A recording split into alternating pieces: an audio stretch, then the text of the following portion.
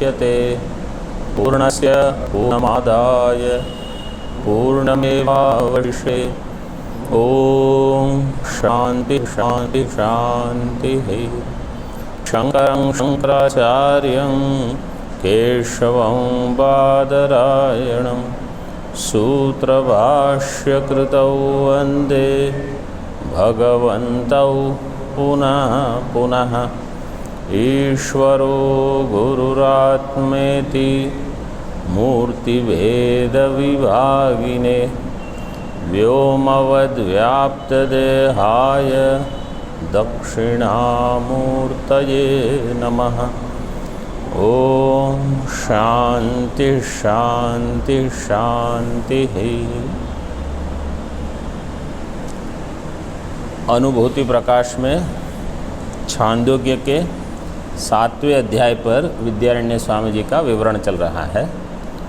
उसमें 56 श्लोक में हमने देखा, पूर्व पक्षी ने एक प्रश्न उठाया था कि ये जो भूमा है ये इसका कोई आधार है कि नहीं। आपने कहा ये भूमा है वो सबका आधार है, इस भूमा का कोई आधार है कि नहीं। अगर आधार है तो वो भी परिच्छिन्न हो जाएगा, जैसे घट आदि। जैसे घट का आधार होता है भूतल, तो घट परिच्छिन्न है। और अगर ये भूमा निराधार है, मतलब इसका कोई आधार नहीं है, तो निराधार वस्तु का ज्ञान नहीं होता। इस प्रकार पूर्व पक्षी ने इसको कहते हैं उभयत पाशा रज्जु। एक जगह से पाश बांधा, एक जगह से रज्जु बांधी, मतलब दोनों जगह से बांध लिया आपको। आप आधार वाला कहोगे, साधार, तो भी आपको आपत्ति होगी, निराधार कहोगे तो भी आपत्ति होगी, क्योंकि जो परिच्छिन्न है उसको अहम करके जानने वाला अतिवादी नहीं हो सकता। अभी देखो टीका में आगे 57। अब सिद्धांती पूर्व पक्षी के प्रश्न के ऊपर प्रश्न करता है, किम व्यवहार दशायाम आधारः पृच्छ्यते अथवा वस्तुतः इति विकल्प पुरस्सरम स्वे महिम्न्युत्तरम व्याचष्टे। विकल्प पुरस्सरम, विकल्प को सामने रखते हुए सिद्धांती विकल्प बनाता है। क्या कि आप जो प्रश्न पूछ रहे हो वो व्यवहार दशा में है कि वस्तुतः, मतलब पारमार्थिक स्वरूप में है। किम व्यवहार दशायाम आधार पृच्छ्यते, तुम जो आधार पूछ रहे हो वो व्यावहारिक जगत के बारे में पूछ रहे हो कि वस्तुतः उसके स्वरूप में, मतलब परमार्थ में क्या है। इस प्रकार इति विकल्प पुरस्सरम, और ये विकल्प करके उपनिषद का जो मंत्र है स्वे महिम्नि इति उत्तरम व्याचष्टे, उस उत्तर की व्याख्या करते हैं। व्यवहार दशायां की माधारः पृच्छ्यतेऽथवा वस्तुतो व्यवहारे तु महिम्न्येवायमाश्रितः व्यवहार।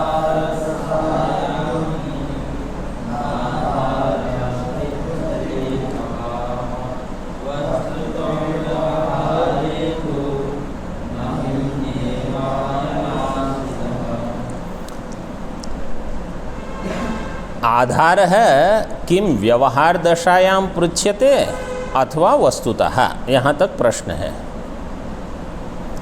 आधार जो तुम पूछ रहे हो वो व्यवहार दशा में पूछ रहे हो कि वस्तुतः, ऐसे पूछ रहे हो।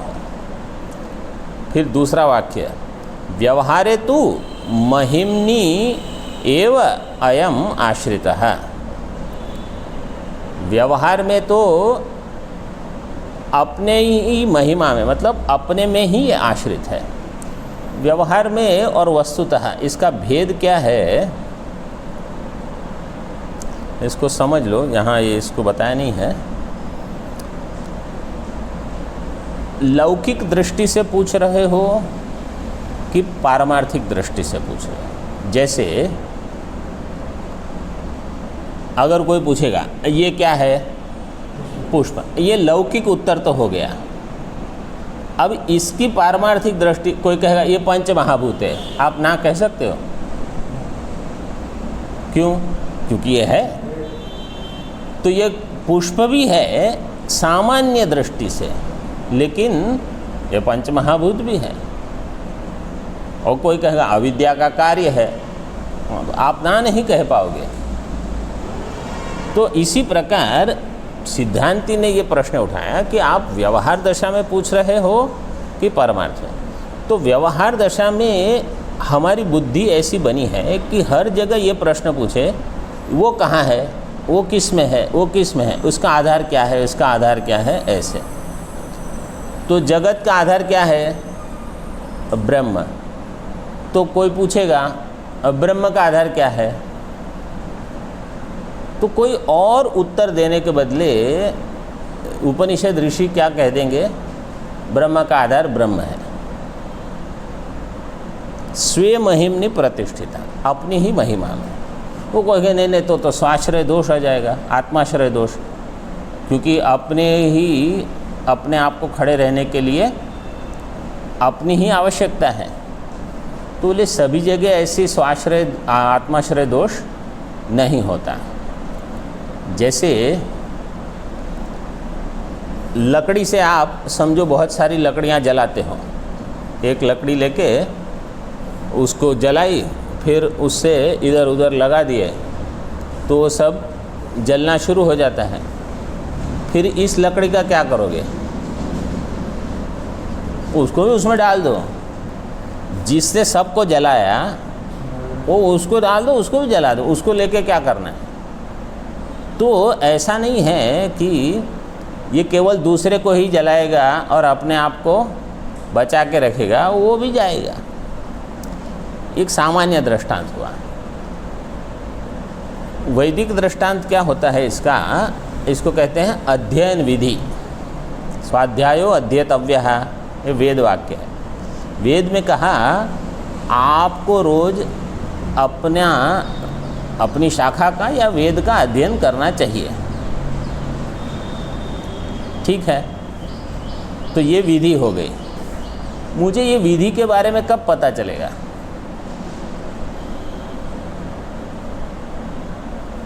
जब मैं वेद अध्ययन करूंगा तब मुझे पता चलेगा कि वेद में एक विधि है कि वेद का अध्ययन करना चाहिए। क्या बताया? देखो, वेद में एक वाक्य है स्वाध्यायो अध्येतव्यः। इस वाक्य को कहते हैं अध्ययन विधि वाक्य। वो वाक्य क्या कहता है कि आपको वेद नित्य पढ़ना चाहिए।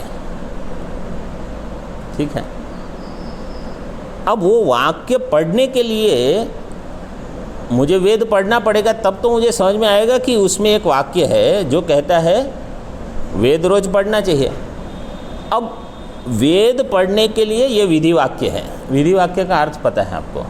विधि वाक्य मतलब वेद कहता है कि ये आपको करना है, ये आपका कर्तव्य है। तो वेद पढ़ने के लिए ये वाक्य विधि वाक्य हो गया। अब ये वाक्य पढ़ने के लिए विधि कहाँ है?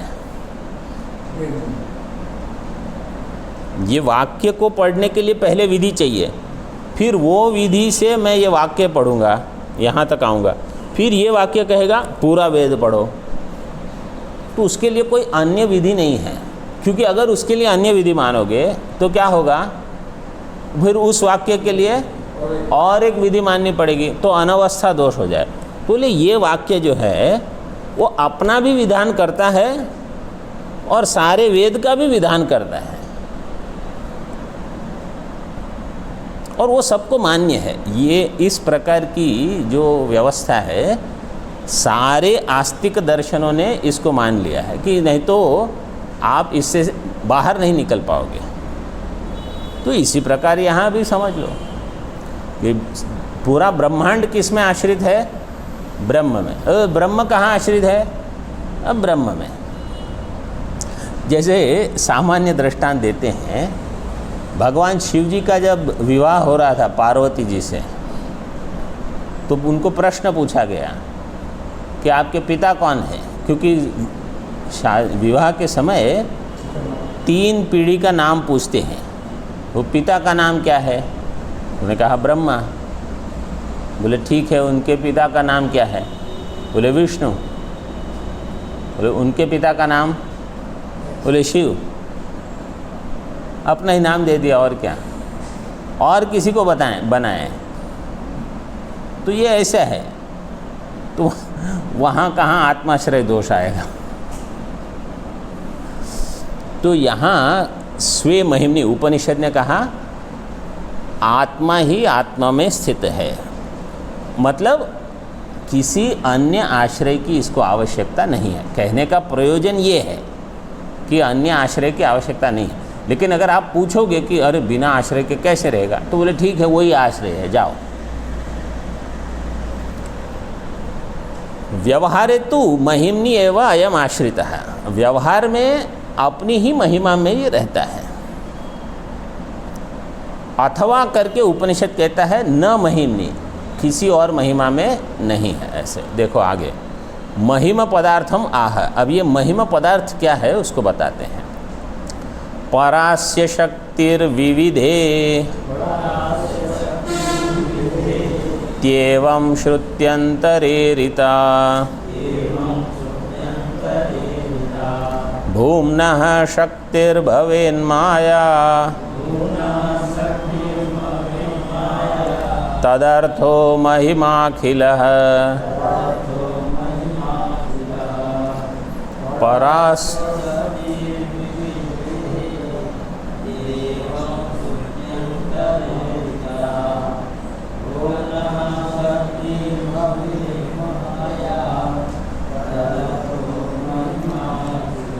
परास्य शक्तिर विविधेव श्रूयते, ऐसी श्रुति है श्वेताश्वतर उपनिषद की।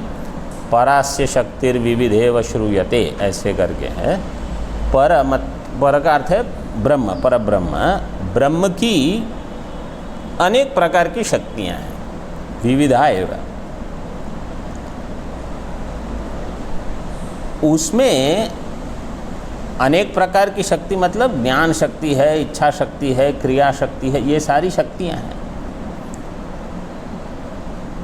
माया शक्ति अगर कहो तो उसमें भी सत्व प्रधान शक्ति है, रजत प्रधान शक्ति है। सत्व प्रधान शक्ति से ज्ञान होता है, रजत प्रधान शक्ति से क्रिया, तम प्रधान शक्ति से जाड्य। ये सब जड़ चीज़ें जो दिखती हैं, शरीर भी जड़ ही है। ये जितनी जड़ पदार्थ दिखते हैं जिसमें और कोई क्षमता नहीं है, ये सब तमोगुण का कार्य है। परास्य शक्तिर विविधा इति एवं श्रुत्यंतर ईरिता। और किसी श्रुति में अन्या श्रुति ही श्रुत्यंतर ईरिता, इस प्रकार से वहाँ बताया गया है। माया भूम्नः शक्ति ही भवेत, माया जो है वो भूम्न की शक्ति बनेगी। माया शक्ति से तदर्थो महिमा अखिल है, उससे ये सारी महिमा आपको पता चल जाएगी। मतलब ब्रह्म की महिमा क्या है, भूम की महिमा क्या है, बोले उसकी महिमा का ज्ञान माया से होता है। क्योंकि बिना माया के निर्गुण निर्विकार ब्रह्म है भी कि नहीं है उसका भी भान नहीं होगा। जैसे अभी हम अध्ययन कर रहे हैं तो शास्त्र से, गुरु परंपरा से ब्रह्म क्या है वो ज्ञान होगा। तो ये जो शास्त्र, गुरु परंपरा, ये सब भी माया का कार्य है। लेकिन यहाँ सत्व गुण प्रधान है, तो सत्व गुण होने से ये ज्ञान होता है। लेकिन आश्रम भी चाहिए, पृथ्वी चाहिए, हवा चाहिए, पानी चाहिए, जल चाहिए, सब चाहिए। ये पंच भौतिक कार्य, ये तमोगुण का कार्य है, लेकिन ये भी आवश्यक है। और यहाँ आने के लिए हमको क्रिया करनी पड़ती है। जैसे कहीं और से हम आए, बोलने के लिए प्रयास होता है। ये सब जो है वो रजोगुण का कार्य। तो सत्वगुण, रजोगुण, तमोगुण तीनों जब माया के कार्य मिलते हैं तभी कुछ कुछ भी जो उपलब्ध होता है सभी उसमें आवश्यक है। आप ऐसा नहीं कह सकते कि केवल एक ही गुण है, एक प्रधान हो सकता है लेकिन माया के तीनों गुण रहेंगे। इसलिए कह दिया तदर्थो माया कार्यम, ये जो माया का कार्य है उसी की ये महिमा है सब। मतलब ब्रह्म कहाँ है, ये अगर आप प्रश्न पूछोगे तो बोले जहाँ जहाँ आपको माया का कार्य दिखता है वो सब ब्रह्म की महिमा है, माया की महिमा नहीं है। जिसकी शक्ति है तो परमात्मा की शक्ति है ना, तो हमको दिखती है माया या माया का कार्य, लेकिन इसको देख के इसका जो स्वामी है इसकी महिमा का आपको ज्ञान हो। जैसे हम हिमालय देखते हैं, क्या बढ़िया है, हिमालय को छोड़ो, समझो अभी मैंने सुना बंगाल में कोई बड़ा मंदिर बना रहे हैं, पूरे विश्व का सबसे ऊंचा मंदिर, सुना आप लोगों ने? और उसमें वैदिक परंपरा वगैरह, भागवत पुराण, कृष्ण भगवान का मंदिर बना रहे हैं, भागवत पुराण को ध्यान में रखते हुए मंदिर बन रहा है। अब वो मंदिर देखोगे आप तो मंदिर आप देखो क्या बढ़िया, इतना बड़ा मंदिर, ये वो सब, फिर महिमा उसमें किसकी है? और जिसके पहले तो हम ऐसे कि बनाया किसने, ये कितने आदमी लगते हैं, किसने संकल्प किया है, कितना खर्चा है, बहुत कुछ लगता है। और फिर उसमें प्रतिष्ठा किसकी है, जिसके लिए ये सब है, तो उसी की महिमा है। तो ये पूरा ब्रह्मांड है, ये महिमा उस ब्रह्म की है, उस भूमा की है। तो उसको किसकी महिमा चाहिए? सारी चीज़ें तो उनका गान कर रही हैं। ऐसे वाक्यार्थम कथयन सति आधारे परिच्छेद सत्याधारे परिच्छेद इति आशंकितम परिहरति। वाक्यार्थ बताने पर, वाक्यार्थम कथयन सति आधारे, आधार जिसका हो वो तो परिच्छिन्न होगा, आधारे परिच्छेद इति आशंकितम परिहरति। ऐसे आशंका की थी पूर्व पक्षी ने कि अगर वो आधार वाला है तो परिच्छिन्न होगा, तो बोलते हैं नहीं। महिमाख्ये जगत्यस्मिन् य आनंदो वभासते सभूमास्य परिच्छेदो व्यवहारे न दुष्यति।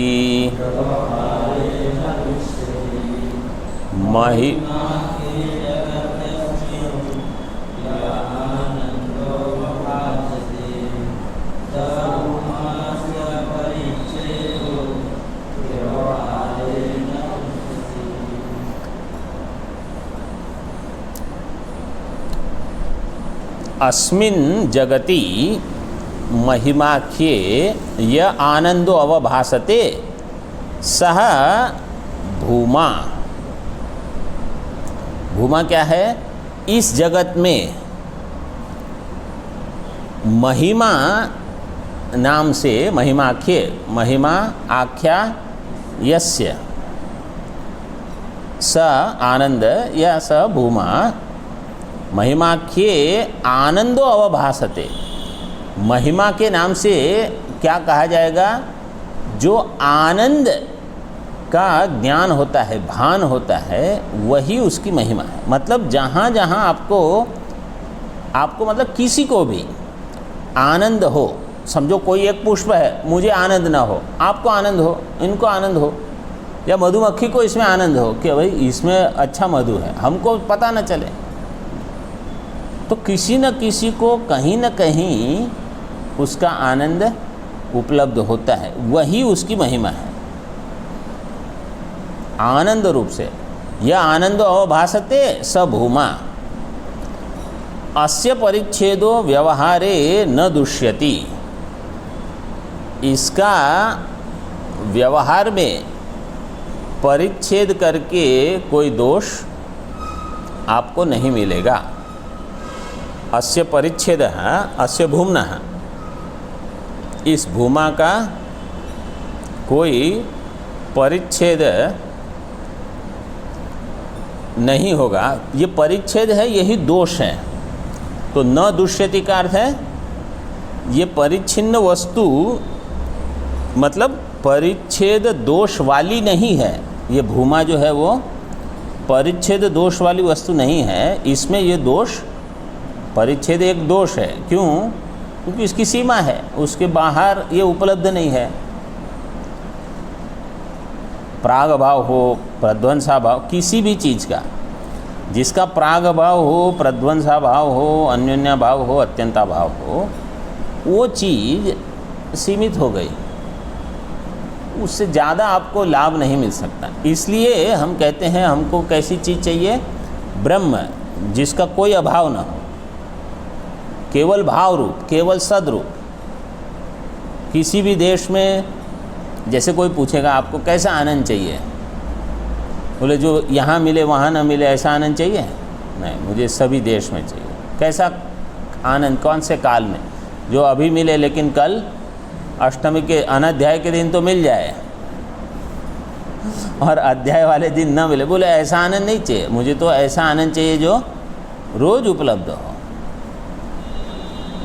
और किसी भी कोई वस्तु हो ना हो, ऐसा है कि ये वस्तु अगर मेरे पास है तो आनंद है, ये वस्तु नहीं है तो आनंद नहीं। कोई क्रिया, समझो मैं कुछ क्रिया करता रहूं तो आनंद है। जैसे भोजन, समझो भोजन खाता रहूं तो आनंद है, भोजन नहीं खाया तो वो आनंद चला गया। तो क्या किस काम का? क्योंकि भोजन कितना खाते रहोगे? कोई भी क्रिया आप निरंतर नहीं कर सकते, किसी वस्तु पे निर्भर नहीं रह सकते। वस्तु ने तो बांध देगी आपको। कोई व्यक्ति, समझो अगर मेरा मित्र है या मेरे कोई प्रिय है, वो अगर मेरे पास है तो ही मैं सुखी, वो नहीं है तो वो तो क्या, उसका लाभ क्या है? जाओ गंगा में और डुबकी लगा दो। और क्या? आनंद ऐसा होना चाहिए जो देश, काल, वस्तु, व्यक्ति, परिस्थिति, क्रिया किसी से परिच्छिन्न न हो। तो ये भूमा ये है, मतलब ब्रह्म ऐसा है। इसलिए तो सब उसके पीछे पड़ते हैं महात्मा लोग, नहीं तो परिच्छिन्न वस्तु के पीछे ही जा सकते हैं। तो ये दोष उसमें नहीं है।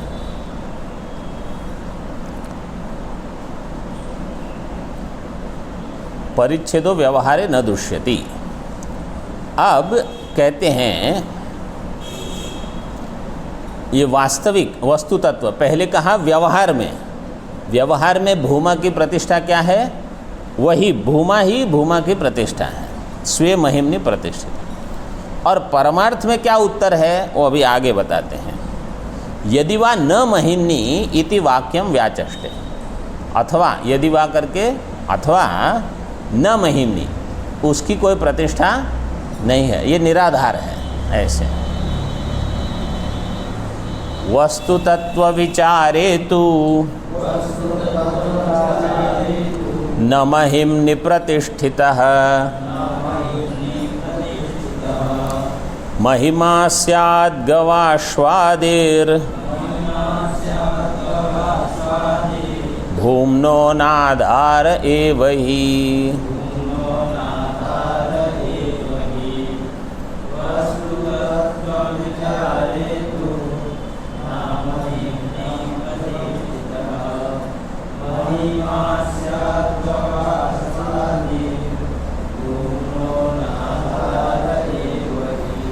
अन्यस्मिन् हि महिम्न्यन्यो राजादिः प्रतितिष्ठति भूम्नो नान्यद् वस्तु तस्मात् कुत्रासौ प्रतितिष्ठति।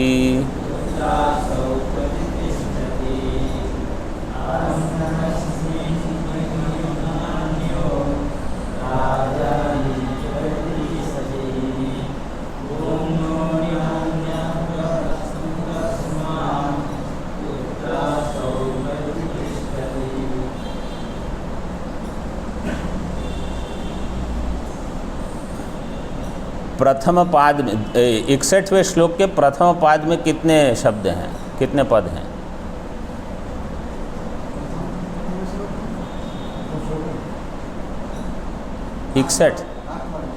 61 के प्रथम पाद में।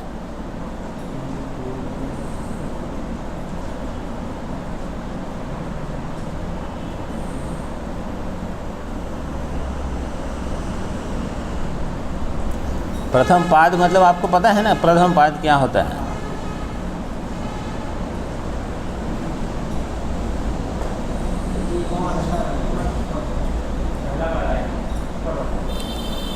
देखो अनुष्टुप श्लोक में 4 पाद होते हैं। प्रथम पाद मतलब पहले 8 अक्षर। अन्यस्मिन् हि महिम्न्यो, ये हो गया प्रथम पाद। राजादि ही प्रतितिष्ठति, ये द्वितीय पाद। तृतीय पाद क्या है? तस्मात् तक जो है वो तृतीय पाद, और कुत्रासौ प्रतिति चतुर्थ। तो प्रथम पाद में कितने पद हैं?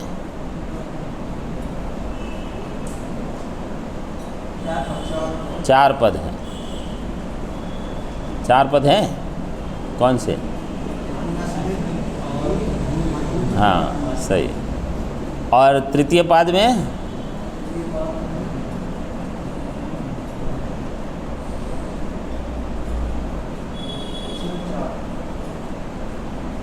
चार है कि 5 है?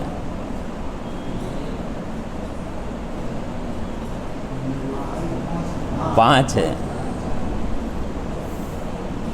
अच्छा देखो श्लोक देखो, बुद्धि को भी थोड़ा ऐसे सतर्क रखते रहना। हाँ, नहीं तो क्या होता है जब हम पाठ में बैठते हैं ना, चल रहा है वो तो चलेगा ही, चाहे हम ध्यान दे ना दे। इसलिए बुद्धि हर एक पद को देखते रहना चाहिए कि क्या पद है, कैसे। ज़्यादा भले इतना विचार ना हो, फिर भी साधारण एक पद का ज्ञान हो, पदार्थ का ज्ञान हो और अन्वय का ज्ञान। क्योंकि अभी आप भी इतने समय से अध्ययन कर ही रहे हो, इतना ज्ञान तो हमको तुरंत हो जाना चाहिए कि भाई ये श्लोक सामान्य रीत से क्या बता रहा है। भले उसका विशेष ज्ञान टीका से या उपनिषद भाष्य यहाँ वहाँ से हम सोच सकते हैं, लेकिन हल्का हल्का ज्ञान तो होना शुरू हो ही जाना चाहिए। अच्छा 60 वाला देखो पहले, वस्तु तत्व विचारे। वस्तु तत्व का जब आप विचार करोगे तो न महिम्नि प्रतिष्ठिता। पहला उत्तर दिया व्यवहार में स्वे महिम्नि प्रतिष्ठिता। अब वस्तु तत्व में न महिम्नि प्रतिष्ठिता। जैसे जगत किसने बनाया? भगवान ने। तो भगवान किसने बनाया? तो बच्चों को अगर उत्तर देना है तो क्या उत्तर दे दोगे? भगवान ने। तो हो जाएंगे। मतलब अन्य किसी का निराकरण कर दिया कि इसका कोई अन्य कारण नहीं है। परमात्मा का कोई अन्य कारण नहीं है, पहले तो ये समझ लो। जगत का कारण है परमात्मा, और परमात्मा से अन्य कोई कारण हो नहीं सकता। फिर जब विचार करोगे कि परमात्मा का कोई कारण हो सकता है, तो बोले परमात्मा का भी कोई कारण नहीं हो सकता। जिसका कोई कारण नहीं हो सकता वो स्वयं कार्य नहीं हो सकता। ठीक है स्वामी जी, जिसका कोई कारण नहीं हो सकता वो स्वयं कार्य नहीं हो सकता। जो स्वयं कार्य नहीं होता वो कारण भी नहीं हो सकता।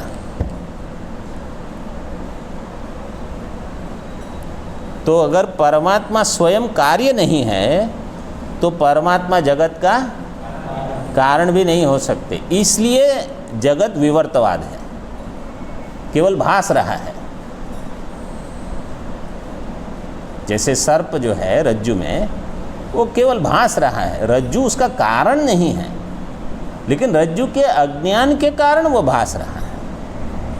इसलिए ब्रह्म जगत का कारण नहीं है, ब्रह्म का अज्ञान जगत का कारण है। तो ये सूक्ष्म विचार जैसे हम आगे बढ़ते हैं साधना में तब समझ में आता है। तो न महिम्नि प्रतिष्ठिता। महिमा क्या है? अब उपनिषद कहता है महिमा स्यात् गव अश्वादिर भूम्नो, गव अश्वादि महिमा क्या होती है, जैसे वहाँ छांदोग्य में क्या कहा, गो अश्वम इह महिमा इत्याचक्षते। हस्ती हिरण किसी व्यक्ति है, व्यवहार में क्या होता है, इनकी महिमा क्या है, बोले 10,000 गाय हैं इनकी, ये महिमा है। इनके वहाँ 25,000 घोड़े हैं, ये महिमा है। अभी तो लोग ऐसे हैं कि इनके यहाँ एक घोड़ा है, ओहो हो, एक घोड़ा ही उनकी महिमा है, क्योंकि एक घोड़े को रखना वो भी सरल नहीं है। जैसे हमारे यहाँ इतनी गायें थी, अभी तो कोई इनके यहाँ गाय है तो बोले वो महिमा तो नहीं है। तो गो अश्वम यह महिमा इत्याचक्षते। उपनिषद कहता है व्यवहार में गाय हो, घोड़ा या हस्ती, इनके वहाँ हाथी है, मतलब तो बहुत राजा है ये, क्योंकि हाथी का पालन करना, सामान्य व्यक्ति तो खुद के लिए भोजन होता नहीं, हाथी को क्या खिलाएंगे। उनकी देखभाल करनी रहती है और उसका नियंत्रण भी करना पड़ता है, वो तो कठिन है। जैसे दक्षिण में मंदिरों में हाथी रहते हैं, केरल वगैरह में मंदिरों में हाथी, तो मंदिर की प्रतिष्ठा क्या है, बोले कितने हाथी हैं इनके पास, इतना बड़ा मंदिर है, मतलब कि इनके यहाँ 21 हाथी है। 21 हाथी रखना मतलब इतना पैसा चाहिए आपको, नहीं तो हाथी कहाँ रखोगे, खिलाओगे क्या उनको। तो ये महिमा है जगत में। अब लोग कहते हैं देखो इनके क्षेत्र है, धन संपत्ति है, गाड़ियाँ हैं, ये महिमा है। दास भार्यम हिरण्यम क्षेत्राणि आयतनानि,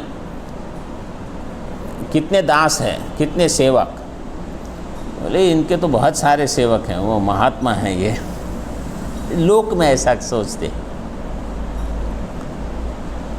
ना। हम सनत कुमार नारद जी को कहते हैं मैं ऐसे नहीं कि बता रहा, ऐसी चीज़ नहीं बता रहा है जिसकी महिमा अन्य से है।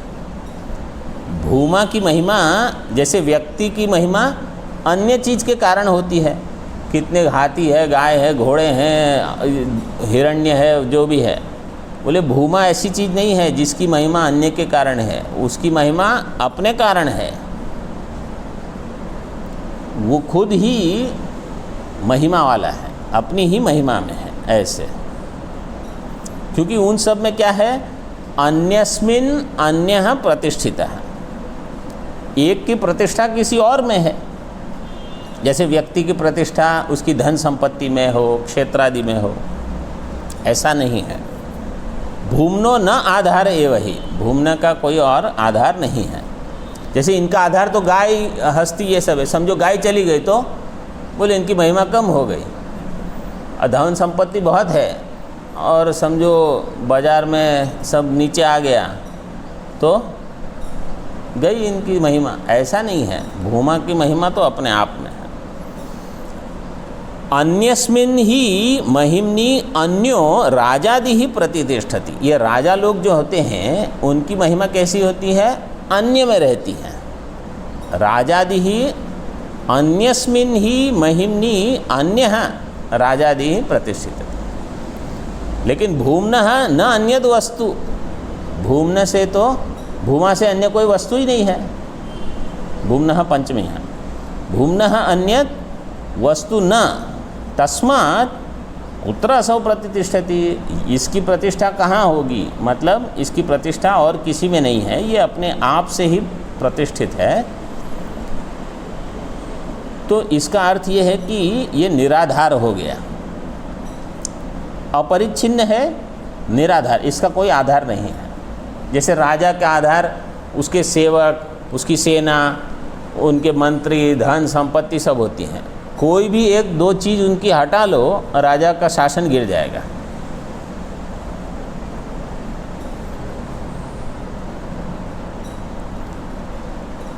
अब प्रश्न उठता है, अच्छा ये ब्रह्म निराधार है, निराधार वस्तु का ज्ञान कैसे होगा? पहले उसने यही प्रश्न पूछा था कि अगर वो अपरिच्छिन्न है, निराधार है, तो उसका ज्ञान संभव नहीं है। निराधारो न बुध्यते इति उक्तम दूषयति। निराधार वस्तु का ज्ञान नहीं होगा, ये जो प्रश्न उठाया था उसमें अभी दोष बताते हैं। यथा लोके निराधार आकाशोस्ति तथा कुतः भूमानस्यादतो युक्त्या निराधारोऽपि बुध्यताम्।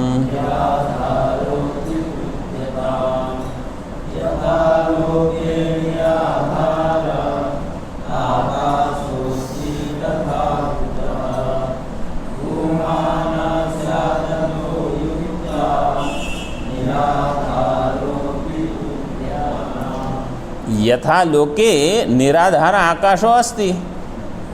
लोक में आकाश का आधार क्या है? आकाश केवलान वही वस्तु है, इसका कोई आधार नहीं मानते, तर्क में भी नहीं मानते, हम भी नहीं मानते। मतलब ब्रह्म को मानते हैं लेकिन व्यवहार में आकाश का कोई आधार नहीं है। जैसे अब ये पुष्प है, इसका आधार है, आधार निकाल दो तो पुष्प का पतन होगा। अब यहाँ आकाश है, गिरा है, उसको इसके आधार की आवश्यकता नहीं है, आकाश अपने आप में रहेगा। तो फिर भी उसका ज्ञान हो जाता है। आकाश नाम की वस्तु है, प्रत्यक्ष हो, शब्द हो, साक्ष मानस प्रत्यक्ष मानो, साक्षी भाष्य मानो, कैसे भी मान लो, ज्ञान होता है। तो इसी प्रकार ब्रह्म का भी ज्ञान हो जाए, निराधार वस्तु का ज्ञान क्यों नहीं होगा? ये उत्तर दे दिया। देखो ये सब चीज़ें हैं ना, ये उपनिषद में या भाष्य में नहीं है, लेकिन ये विद्यारण्य स्वामी जी ने ये सब डाल दिया है।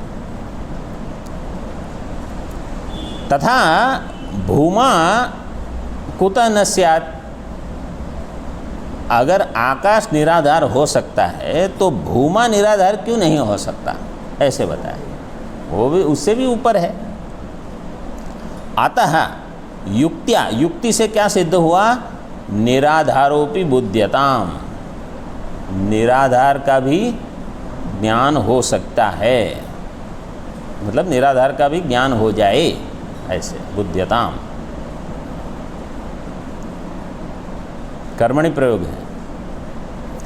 तो निराधार वस्तु मतलब भूमा का भी ज्ञान हो जाए। तो उसने आपत्ति उठाई थी कि अगर वो आधार वाला है तो परिच्छिन्न होगा।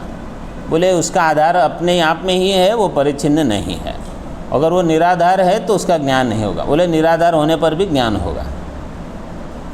सब शंका का समाधान कर दिया। अब बताते हैं कि इसका जो मुख्य ज्ञान है, भूमा का अर्थ क्या बताया? सुखम।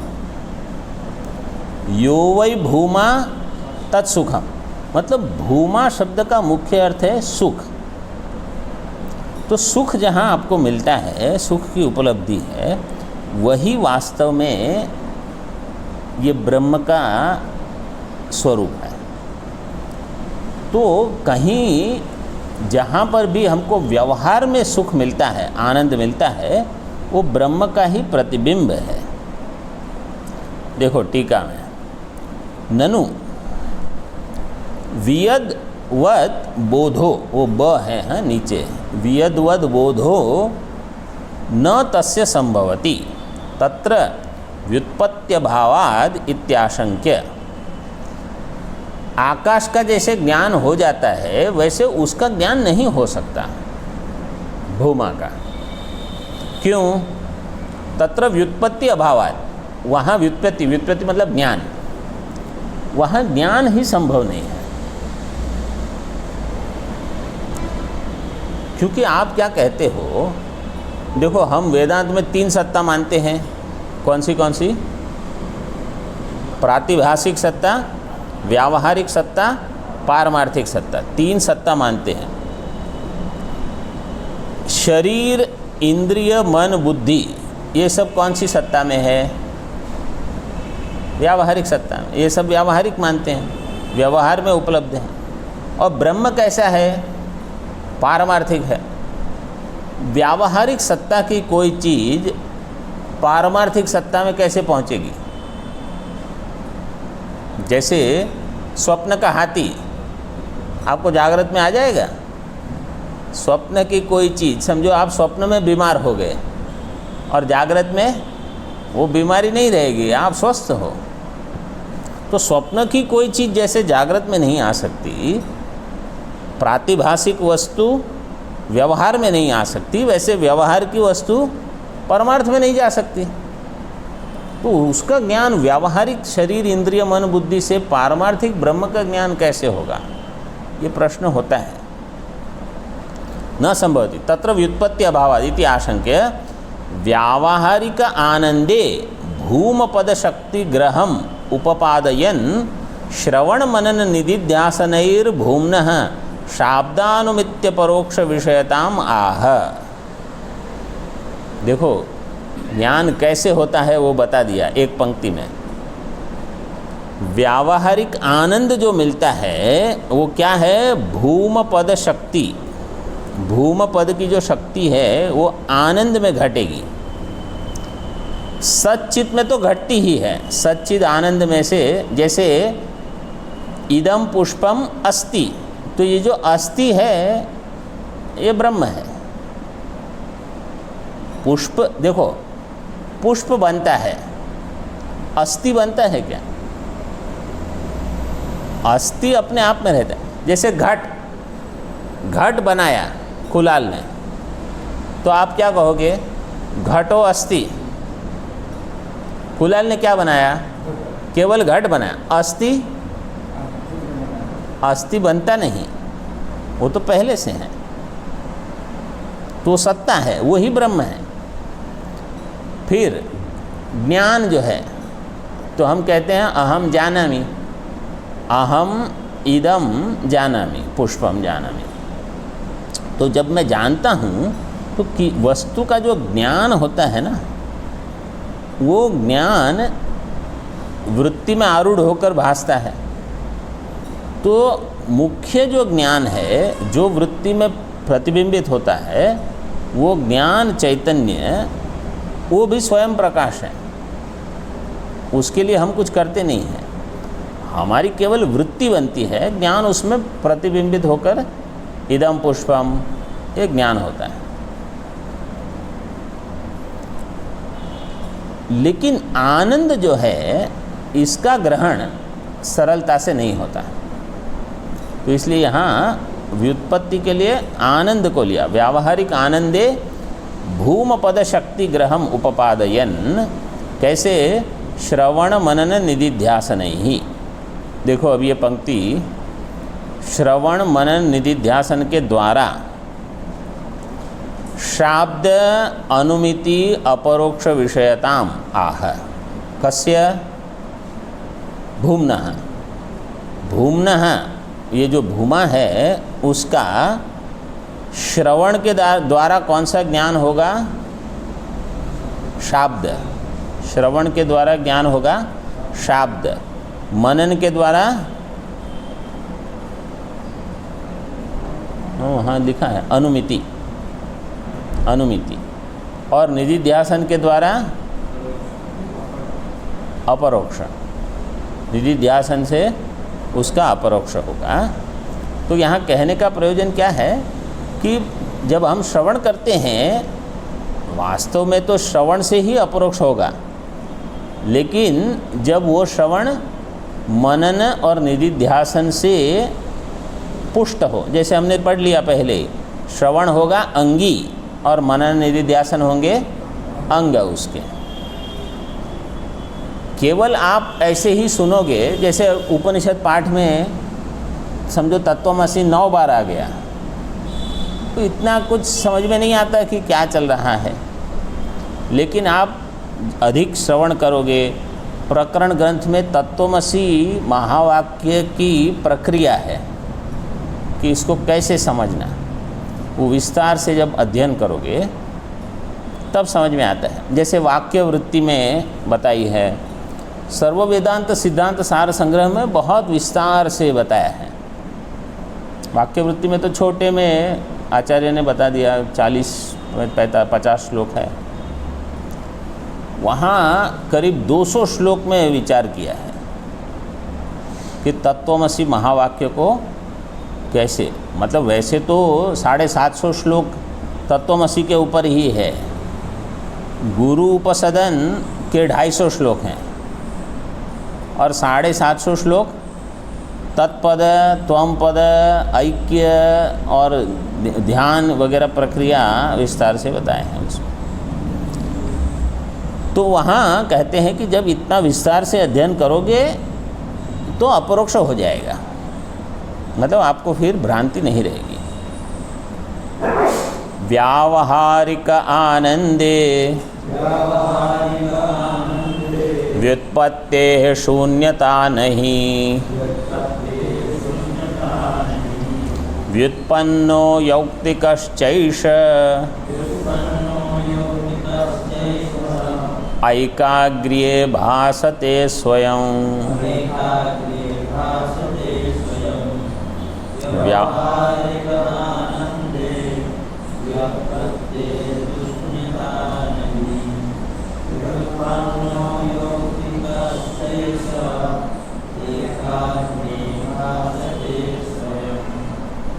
प्रथम शब्द क्या है? व्यवहारिक है कि व्यावहारिक है? ठीक से पढ़ो। हाँ, व्यावहारिक है। व्यावहारिक आनंद,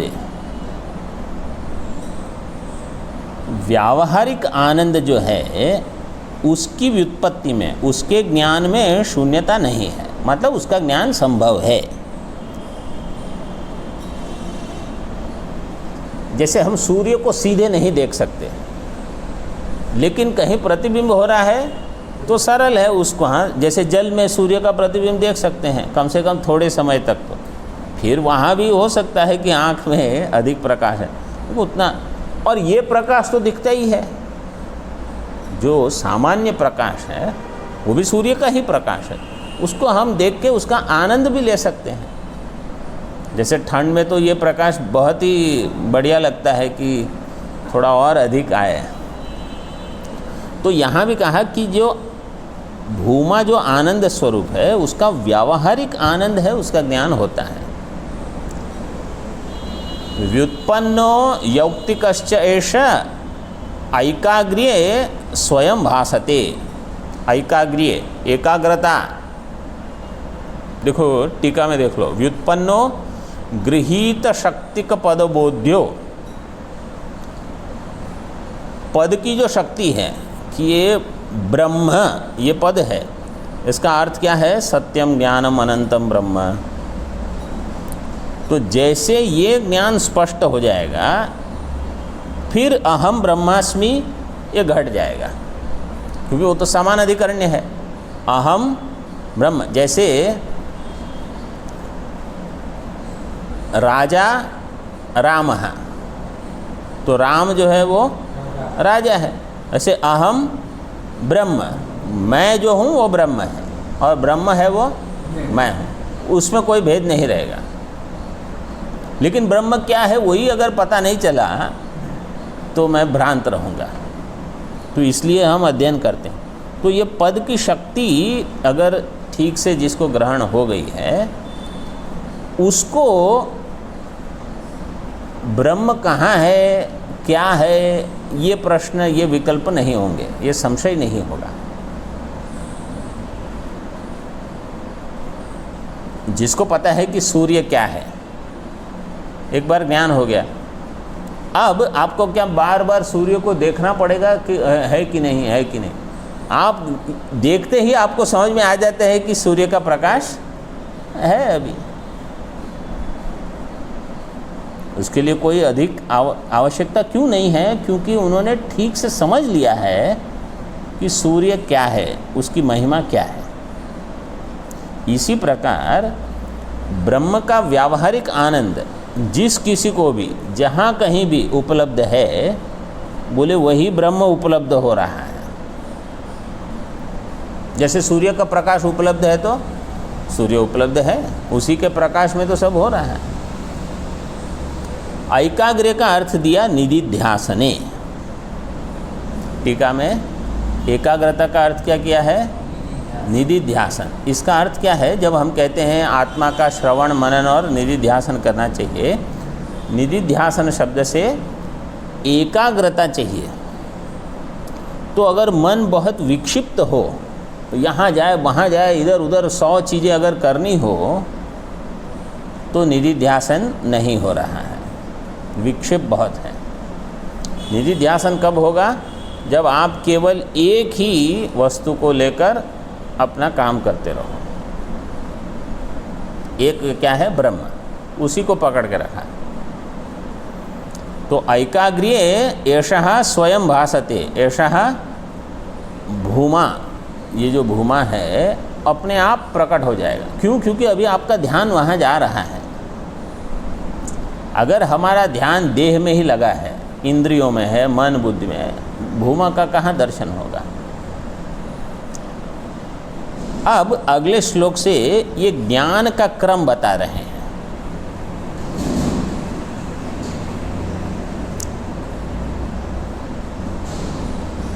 अभी इसको अगले पाठ में ही करेंगे क्योंकि विस्तार कर सकते हैं, लेकिन अभी केवल इतना समझ लो कि मेरे आगे पीछे ऊपर नीचे दाएं बाएं जो कुछ भी है वो सब ब्रह्म है। बात इतना इसको समझ लो और ये अभ्यास करते रहना है। और अगर बाहर ब्रह्म है तो अंदर भी ब्रह्म है, इसलिए मैं भी वही ब्रह्म, मैं मतलब अहंकार भी ब्रह्म है। इस प्रकार जिसका चिंतन चलता रहे कि बाह्य जगत भी ब्रह्म, मैं भी ब्रह्म, तो अगर ज्ञान नहीं है तो भी ये एकाग्रता हो जाएगी।